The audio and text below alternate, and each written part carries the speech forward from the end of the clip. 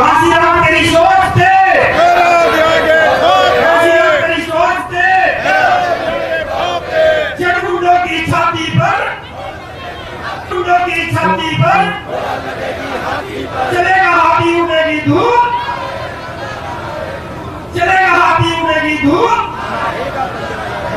Bahujan Samaj party जिंदाबाद, जिंदाबाद जिंदाबाद बहुजन समाज पार्टी जिंदाबाद, जिंदाबाद जिंदाबाद। साथी काशीराम जी अमर रहे, अमर रहे अमर रहे, साथी काशीराम जी अमर रहे, अमर रहे अमर रहे, बाबा साहब भीमराव अम्बेडकर जी अमर रहे, अमर रहे अमर रहे, बाबा साहब भीमराव अम्बेडकर जी अमर रहे। अमर रहे अमर रहे। जीतेगा वे जीतेगा, हाथी वाला जीतेगा, जीतेगा वे जीतेगा।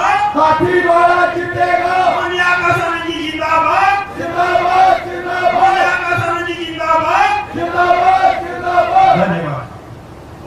हेलो धन्यवाद मानयोग श्री रणधीर सिंह बैनीवाल साहब।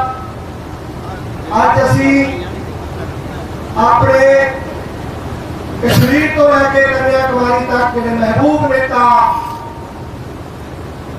आज बहुजन समाज पार्टी के युवा नेता आज बहुजन समाज पार्टी की तीजी पीढ़ी के नेता आने वाली नस्ल भैन कुमारी मायावती जी की मान्यवर साहब काशीराम जी की दूरदर्शी सोच जिन्होंने 21 साल में भैन कुमारी मायावती जी को अगे बढ़ाया।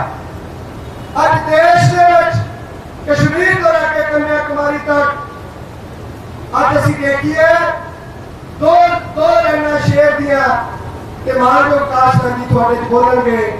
आकाश कोरा है, आकाश कोरा है और चांद तुम्हारा है और तारों के होठों पे नाम तुम्हारा है। ये पूरे तारे हैं कश्मीर को लेकर कन्याकुमारी तक। आकाश जी आज कले कले तारे के होते आकाश जी नाम तुम्हारा है, नाम तुम्हारा है। तेरा शाखा ना बेटी करता तो वही हाथ खड़े करके नारे लाऊंगा। आकाश नदी जिंदाबाद, आकाश नदी आगे बढ़ो, हम तुम्हारे साथ हैं। आकाश नदी संघर्ष करो, हम तुम्हारे साथ हैं। बहुजन समाज पार्टी जिंदाबाद, जिंदाबाद जिंदाबाद। मान्यवर साहब काशीराम जी अमर है, मान्यवर साहब काशीराम जी अमर है। बाबा साहब का दूसरा नाम काशीराम, काशीराम। और काशीराम साहब ने इस रास्ते दे विच नीले आकाश से चमकन जा रहा करो तारे दे वांगू भैन जी दा आकाश, कल्ले कल्ले वाकर दा आकाश, बहुजन समाज दा आकाश, बहुजन समाज दे कल्ले कल्ले वोट दा आकाश, आकाश अनंत।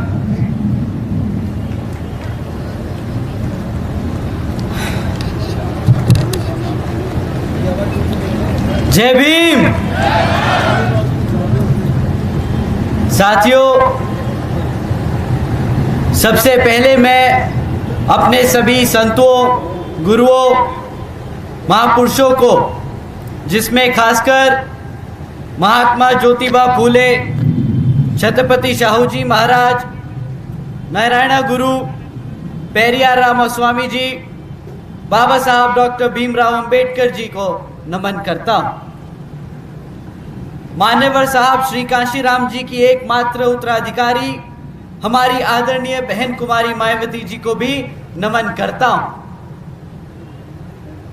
उत्तर प्रदेश की 4 बार लोकसभा व राज्यसभा की कई बार सदस्य रही आदरणीय बहन कुमारी मायावती जी, जिन्होंने अपने सभी SC, ST, OBC एवं अल्पसंख्यक समाज के साथ साथ सर्व समाज में से गरीबों और कमज़ोरों के लिए अपना पूरा जीवन समर्पित किया।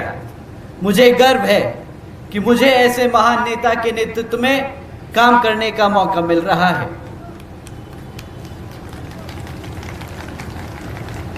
मैं आदरणीय बहन कुमारी मायावती जी का हार्दिक अभिनंदन और आभार व्यक्त करता हूं। साथियों, आज बामसेफ, DS4 एवं BSP के जन्मदाता व संस्थापक बहुजन नायक मान्यवर साहब श्री कांशीराम जी की 17वीं पुण्यतिथि पर उनको तहे दिल से नमन करता हूँ। साथियों, मैं हमेशा अपने भाषण से पहले पूरी तैयारी करके आता हूँ, पर आज के लिए मैंने कुछ लिखा नहीं। आज के लिए मैंने सिर्फ मान्यवर साहब के बारे में पढ़ा, उनके बारे में जानने की और ज़्यादा कोशिश करी और उनकी जो सोच, उनके जो तौर तरीके, उनकी जो नीतियाँ थी, उनको समझने की कोशिश करी और आज के समय में उन नीतियों को किस तरह से हम अपनाकर, इस्तेमाल कर उनके इस मिशन और मूवमेंट को एक नई ऊंचाइयों तक पहुंचाने का काम कर सकते हैं, वो मैंने समझने की कोशिश करी।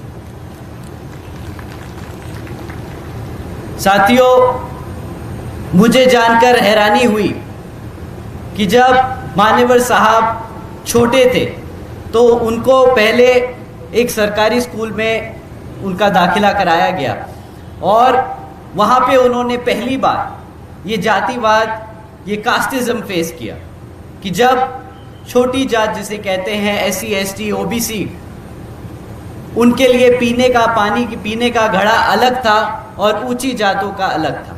मान्यवर साहब ने शायद पहली बार वो जातिवादी मानसिकता जो समाज में इस कदर थी, उन्होंने वो पहली बार फेस करी। परंतु जैसे जैसे उनका एजुकेशन करियर बढ़ता चला गया, वो इन चीज़ों से थोड़ा सा दूर होते गए। मान्यवर साहब कभी राजनीति में आना नहीं चाहते थे, ये मैंने सुना।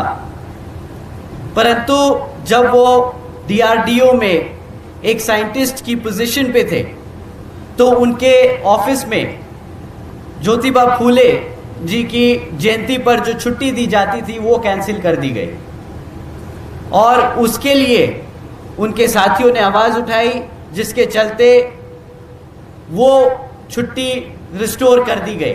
परंतु इस इंसिडेंट ने मान्यवर साहब को एक राजनीतिक रास्ते पे ले आए कि जो आज भारत में बाबा साहब के बाद दूसरे सबसे बड़े दलितों के, शोषितों, वंचितों के सबसे बड़े नेता और मसीहा बन गए।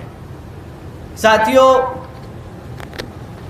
वो शख्सियत जिसने अपना पूरा जीवन, अपना पूरा परिवार इस बहुजन समाज के लिए त्याग दिया, आज हम उनके कुछ दिए हुए नारों को समझने की कोशिश करेंगे और उनको एक युवा के नज़रिए से एक 2023 में शायद समझाने की मैं कोशिश करूंगा। साथियों, मान्यवर साहब ने अपना पूरा जीवन, अपना पूरा राजनीतिक जीवन इस बाबा साहब की दी हुई लाइनों पर आधार किया। बाबा साहब ने कहा, शिक्षित बनो, संगठित बनो व संघर्ष करो। बाबा साहब ने ये लाइन दी और मान्यवर साहब, आप सब जानते हैं, एक साइंटिस्ट की पोजीशन पे थे। उन्होंने पहले देश के कोने कोने में साइकिल से चलकर हमारे सोती हुई कौम को जगाने का काम किया। उन्होंने पहले तो बाबा साहब और हमारे महापुरुषों के बारे में बताने का काम किया। तो पहले तो उन्होंने ऐसे शिक्षित किया, उसके बाद जब उन्होंने इस कौम को हमारे महापुरुषों के बारे में बताया, उनके संघर्षों के बारे में बताया, तो मान्यवर साहब ने फिर संगठित करने का काम किया। उन्होंने DS4 और बामसेफ बनाने का काम किया, जिसके तहत उन्होंने सर्व समाज में से गरीबों, कमज़ोरों, दलितों, पिछड़ों को संगठित करने का काम किया। और उसके बाद जब हमारी कौम, हमारी समाज संगठित होने लगा तो उसको एक राजनीतिक ताकत देने के लिए BSP की स्थापना करी। तो साथियों, इसी क्रम में उन्होंने अपनी कौम को और जागरूक करने के लिए एक किताब लिखी थी, चमचा युग। आज 2023 में उस किताब की उतनी ही अहमियत है जितनी उन्होंने जब पहली बार लिख के रिलीज करी थी तब थी। आज चमचों की शक्ल और अकल दोनों बदल गई है। पहले चमचे इस कदर हुआ करते थे कि वो दलित पिछड़े समाज से नेता तो बनते थे, पर कांग्रेस और बीजेपी जैसी पार्टियों में नेता रहते थे और उनके इशारों पर हमारे समाज का उत्पीड़न और उनके वोट की खरीद फरोख्ती करते थे। परंतु आज वही चमचे थोड़े से स्मार्ट हो गए हैं और वो भी अब नीला झंडा लेके घूमते हैं। वो भी आजकल बाबा साहब के नारे लगाते हैं, मान्यवर साहब के नारे लगाते हैं। हमें इन्हीं बेरूपियों से समझ के और संभल के रहना होगा। वो आएंगे, बातें करेंगे और आपको बहलाने की कोशिश करेंगे। वो जानते हैं कि अगर मान्यवर के सिखाए तैयार किए हुए सिपाही बीएसपी से अलग हो जाएं, तो ये बहुजन समाज कभी अपने पैरों पर नहीं खड़ा हो पाएगा और यही उनकी वो साजिश है। तो साथियों, जो चमचा युग एक युवा आज की युवा के नज़र से देखे तो वो बहरूपियों की तरह नीले झंडे के बैनर के नीचे ही बैठा है। हमें उनसे बेहद सतर्क रहना होगा।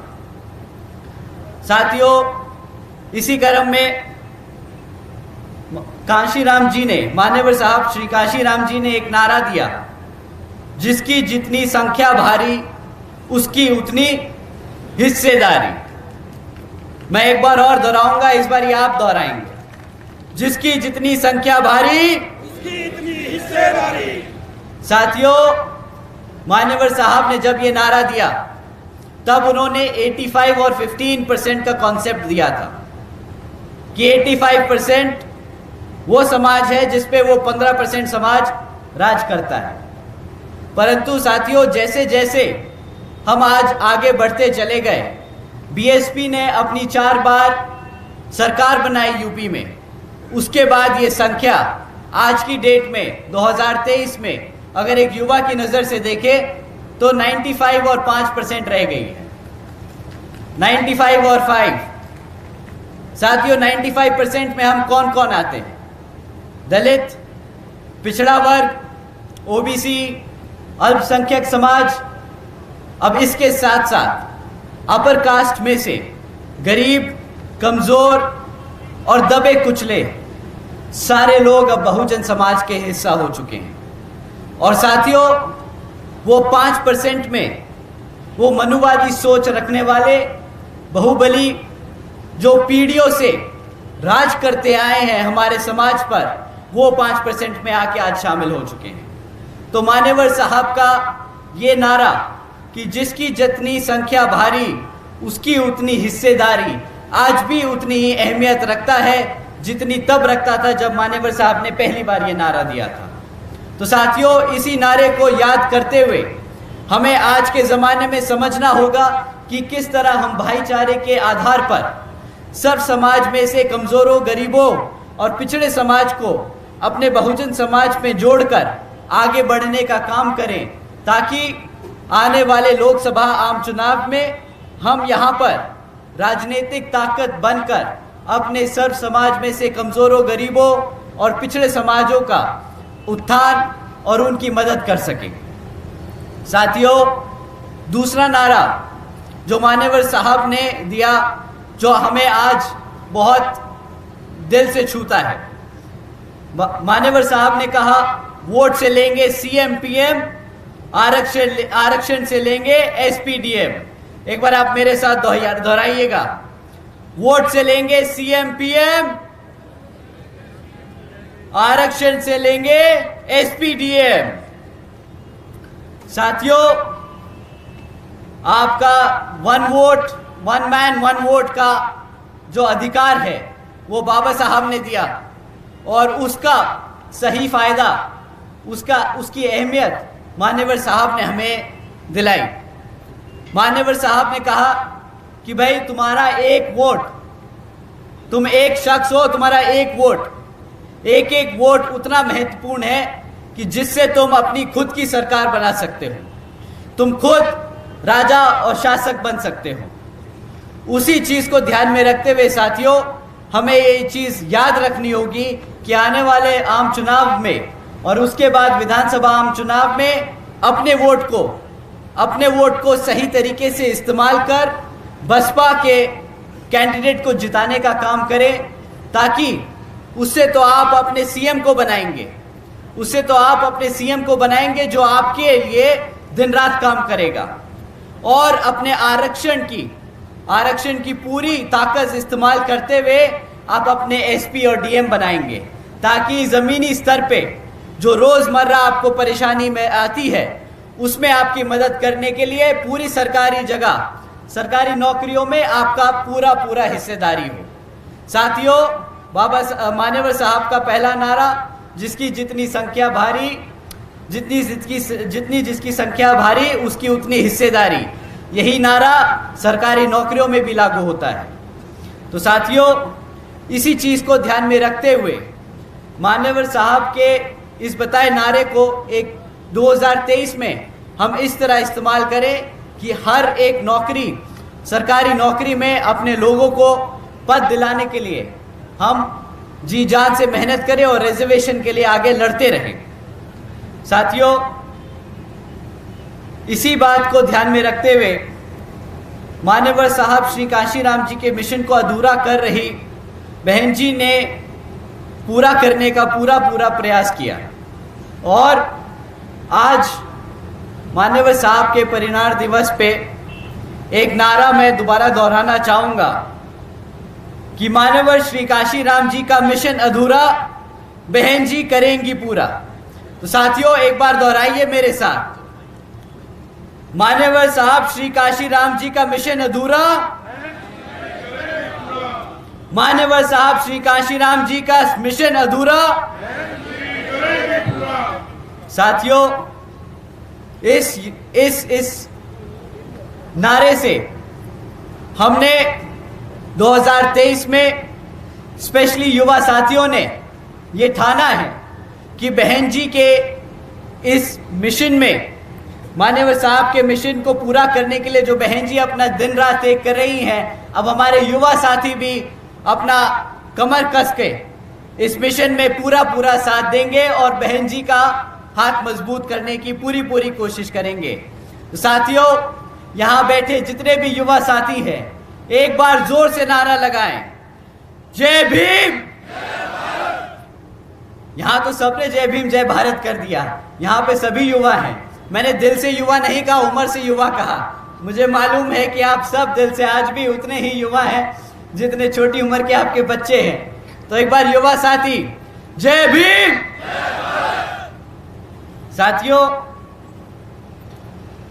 इन्हीं कुछ कामों के ध्यान में रखकर बहन जी ने कई बार मान्यवर साहब श्री कांशीराम जी के कामों को, उनके संघर्षों को ध्यान में रखते हुए मान्यवर साहब श्री कांशीराम जी को भारत रत्न की उपाधि से सम्मानित करने के लिए कई बार मांग रखी है, और हम आज ये मांग दोबारा दोहराते हैं कि भारत के प्रधानमंत्री जी को इस समाज के मसीहा को भारत रत्न की उपाधि से सम्मानित करने की दोबारा से विचार करना चाहिए और उनको सम्मानित करना चाहिए।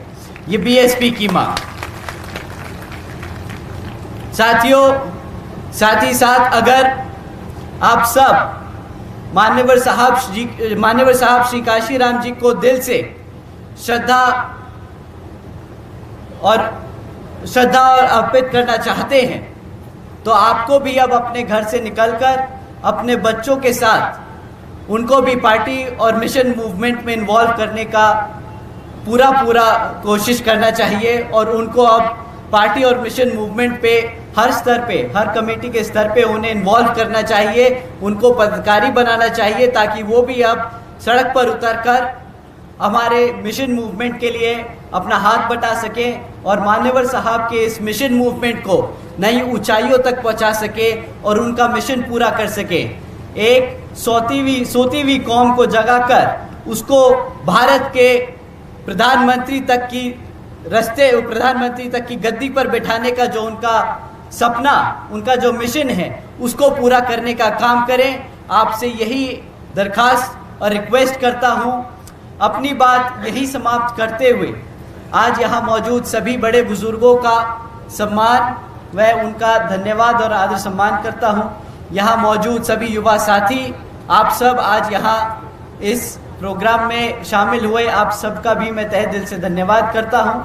हमारे मंच पर मौजूद सभी पदाधिकारी व छोटे बड़े पदाधिकारी, आप सबका भी तहे दिल से धन्यवाद करता हूँ। हमारे मीडिया बंधु, बहुजन मीडिया के सदस्य, आप सभी का भी तहे दिल से धन्यवाद करता हूँ। और हमारे गायक और आप सब जिन्होंने हमारे सभी सदस्यों का, पार्टी के लोगों का मनोरंजन रखा, आप सभी का भी तहे दिल से धन्यवाद करता हूँ। जय भीम, जय भारत। श्री काशीनाथ जी जिंदाबाद जिंदाबाद जिंदाबाद श्री काशीनाथ जी जिंदाबाद जिंदाबाद जिंदाबाद। श्री काशीनाथ जी आगे बढ़ो, हम तुम्हारे साथ हैं, श्री काशीनाथ जी आगे बढ़ो।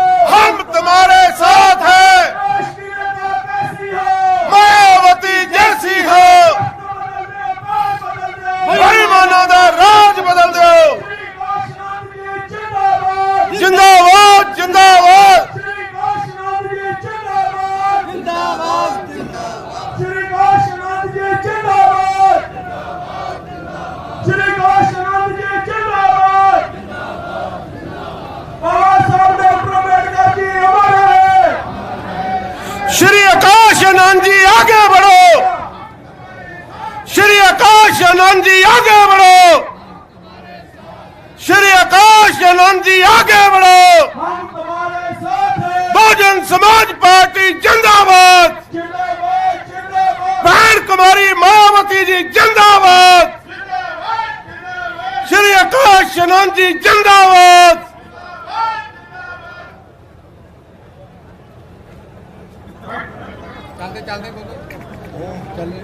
बहुजन समाज पार्टी जिंदाबाद।